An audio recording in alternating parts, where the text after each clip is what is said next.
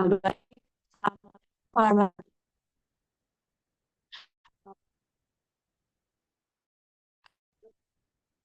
Halo, baik. Assalamualaikum warahmatullahi wabarakatuh. Perkenalkan, nama saya Mediawati dengan NIM 23052208. Saya berasal dari Ekonomi dan Bisnis Universitas Andalas. Di sini saya akan menjelaskan lebih detail itu eh, teknik pengambilan sampel. Sebelum itu kita mengetahui dahulu populasi dan sampel. Sisi yaitu adalah bukan objek, individu, atau satuan yang memiliki karakteristik tertentu dan menjadi pusat perhatian dalam suatu penelitian. Populasi ini dapat berbentuk manusia, benda, atau kejadian. Sedangkan sampel yaitu adalah sebagian dari populasi yang dipilih dengan cara tertentu untuk mewakili karakteristik populasi tersebut. Pengambilan sampel dilakukan ketika populasi terlalu besar, sehingga tidak mungkin diteliti seluruhnya karena keterbatasan waktu, tenaga, dan biaya. Sampel yang baik harus bersifat representatif, ya, artinya mampu menggambarkan kondisi atau karakteristik populasi secara akurat.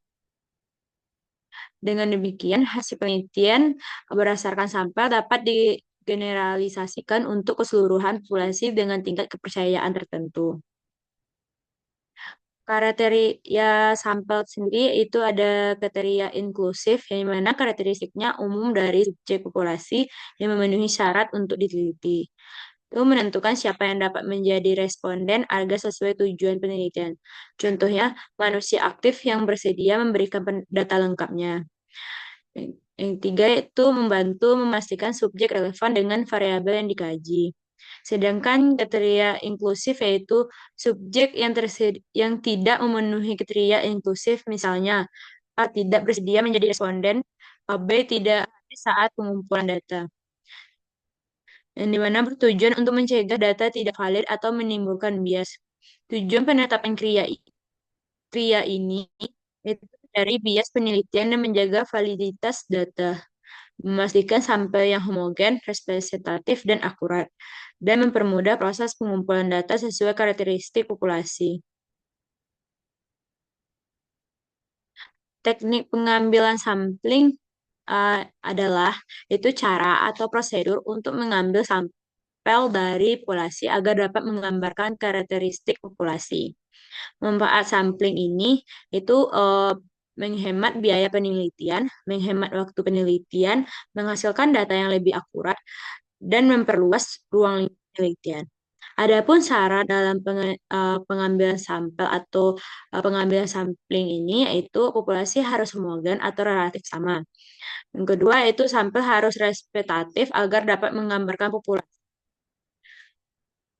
Adapun jenis-jenis teknik sampling. Yang pertama yaitu sampling probabilitas atau random sampling, di mana setiap anggota populasi memiliki peluang yang sama untuk terpilih. A yaitu simple random sampling atau rambang sederhana. Pemilihan secara acak, misalnya undian.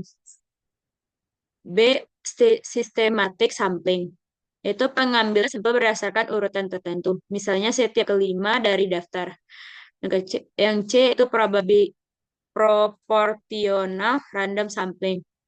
Yaitu diambil proporsional dari setiap subpopulasi. Yang D itu stratified random sampling, di mana diambil berdasarkan tingkatan atau strata. Yang E itu cluster sampling, itu diambil berdasarkan kelompok wilayah atau klaster tertentu. Dua itu sampling non-probabilitas, yang dimana pemilihan sampel tidak acak, melainkan berdasarkan pertimbangan penelitian. Yang mana yang mana itu ada propositive sampling, yang dimana pemilihan berdasarkan kriteria tertentu yang relevan dengan tujuan penelitian. Yang kedua, snowball sampling, itu responden awal membantu menemukan responden lain seperti efek bola salju. Yang ketiga yaitu kota sampling, di mana berdasarkan jatah atau kota jumlah tertentu.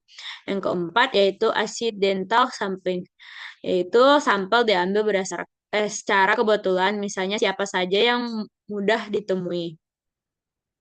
Untuk penentuan jumlah sampel, yaitu bila populasi terlalu besar, tidak semua anggota perlu diteliti, cukup sebagian sampel saja. Yaitu semakin besar sampel, semakin baik gambaran populasi tersebut. Jumlah sampel ditentukan berdasarkan homogenetik homogenitas populasi, ketepatan estimasi, jumlah variabel yang diteliti, jumlah penelitian atau pengumpulan data. Dan terakhir yaitu tingkat kepercayaan dan resisi yang diinginkan. Untuk menentukan banyak sampel atau sampel size, yaitu dengan menentukan jumlah sampel dilakukan untuk mewakili populasi secara tepat. Itu dipengaruhi oleh sifat analisis dan ketelitian. It- A yaitu jumlah komparasi atau perbandingan, yang B variabilitas populasi. Terus untuk menentukan banyak sampel ini itu menentukan tingkat keyakinan. Yang terakhir itu semakin tinggi tingkat resisi yang diinginkan, semakin besar jumlah sampel yang dibutuhkan. Pedoman penarikan sampel itu ada faktor yang perlu dipertimbangkan. Itu derajat keseragaman populasi. Semakin homogen, maka makin makin homogen, makin sedikit sampel yang dibutuhkan. Kedua, yang selanjutnya itu resisi. Makin tinggi kriteria, makin besar jumlah sampel. Selanjutnya itu rencana analisis. Sesuai kebutuhan analisis data yang kita analisis. Terakhir yaitu ketersediaan tenaga biaya itu yang diperlukan dalam pengambilan sampel tersebut. Terima kasih, itulah penjelasan dari saya, Mediawati. Apabila ada kekurangan, mohon maaf. Assalamualaikum warahmatullahi wabarakatuh.